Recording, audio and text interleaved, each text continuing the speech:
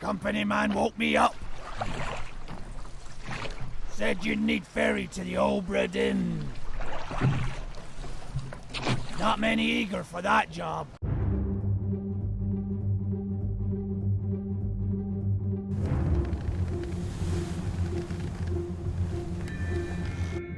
Released a little over a year ago on the PC, The Return of the Obra Dinn became one of the critical darlings of 2018. Developed solely by Lucas Pope, it served as a follow-up to his equally acclaimed Papers, Please. It won a pretty nice pile of awards, most recently the BAFTA Award for Best Game Design and Art Direction. Fast forward to October 2019, and I was more than pleased to discover the game had finally come to PlayStation 4 and Nintendo Switch. And I am more than happy to say that the Obra Dinn is not only an excellent port, but one of the most finely crafted puzzle adventure games I have ever had the pleasure of playing.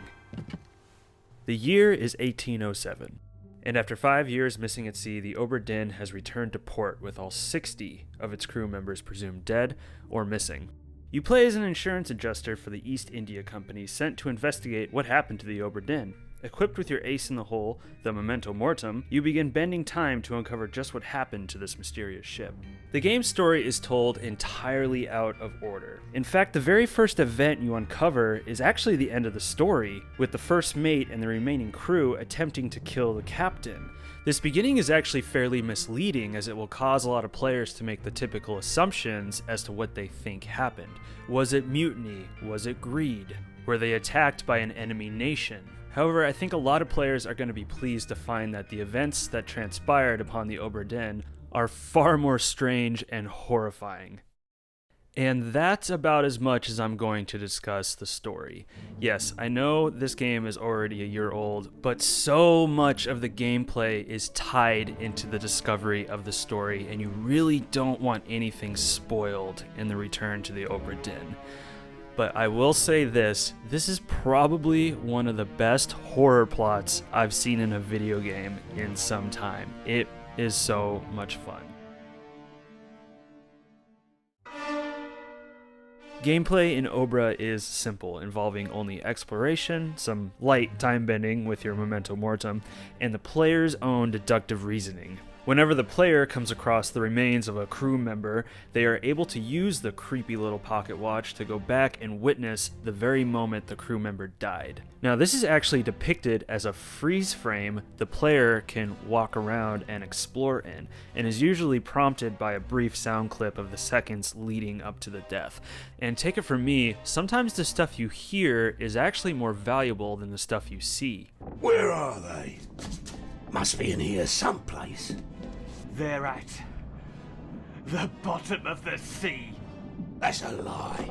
The main goal is to fill your book with the fates of all the crew members on the ship. Who they were, who or what killed them, and how. Now, the game also provides a lot of additional information automatically, such as who else was present at the death, and where on the ship did it take place, and in what order.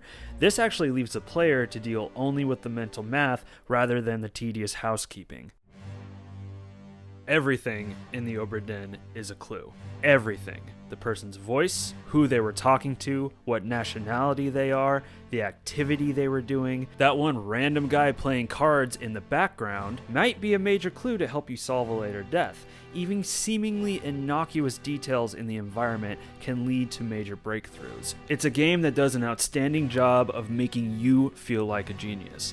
It's also a game that can have you pacing around your apartment going, "What the hell do I do next?" Which only makes it that much sweeter when you finally get that all too important tip-off that nets you more fates. It's the best detective game that honestly anybody can play. It's really just a giant logic puzzle that doesn't require much from the player besides their raw wit and clear eyesight, and that's what makes this game so brilliant.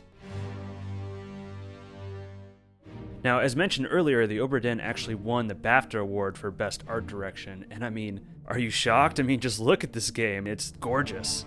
Now, Lucas Pope was actually inspired by a lot of the early 1-bit Macintosh games that came out in the mid to late 80s, and he actually worked pretty tirelessly to recreate this in a modern 3D video game, and the work speaks for itself. Now, I'll be honest, I don't really have a lot of nostalgia for this type of graphical style. I think these kind of games were a little bit before my time, but it's hard to deny the amount of charm on display here. I mean, games just don't look like this, and I kind of wish more did. Also, a nice little bonus feature, you can go into the options menu and actually choose different PCs and looks of monitors to emulate for the game, just in case the default Macintosh one doesn't scratch your nostalgia enough.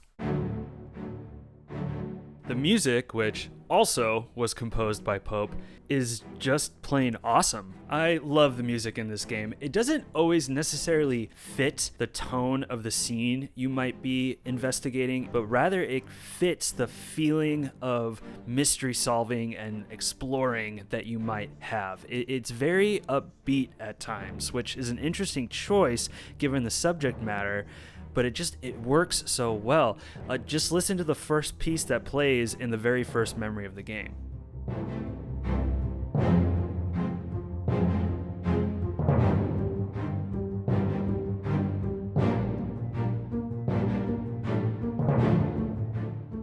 I mean, it's wonderful. I mean, that gets me excited. I don't know about you. Captain! Open the door! Kick it in. Ah! Lest we break it down and take more than those shells! The voice work is also excellent. Now, this is a pretty large cast with many different nationalities. You have English, Scottish, you have Indian, you have Chinese, you have Russian, and all of these accents are actually very important in solving the mystery of the Obra Dinn. Now, I'm far from an expert on accents or languages, but as far as I can tell, I mean, all these voices, they sound authentic and they're believable. No cause for trouble, boys. Get in the boat. Thought I'd forget. You killed my brother. Now, as far as specifics with the PS4 port, while I didn't have any time with the Switch or the PC versions to compare, the game ran very smoothly with snappy loading and zero bugs as far as I could tell. There's a little bit of slowdown here and there, but nothing that's really going to get in the way of the experience. Overall, as far as I can tell, this game translated nicely to consoles. I'd recommend the Obra Dinn to just about anybody. I think the gameplay is brilliant, it's simple, anybody can play it. The visual style is absolutely inspired, it's unique. I think it's something that can't be passed up, especially if you're a fan of games like The Witness or Myst, or you like adventure games in general, or just like a good logic puzzle. This game is for you. Heck, if you like John Carpenter movies, you'll probably like the Obra Dinn. Rush out there, play this game. You won't regret it. Hey everybody, thanks for tuning in and watching this review of Return of the Obra Dinn, one of my favorite games in 2019 that came out in 2018. If you liked the video, definitely hit that like, and if you disliked the video, definitely hit that dislike. I should be having more videos out here shortly, so if you'd like to be notified, go ahead and ring that bell and hit that subscribe. Thank you everybody, and take care.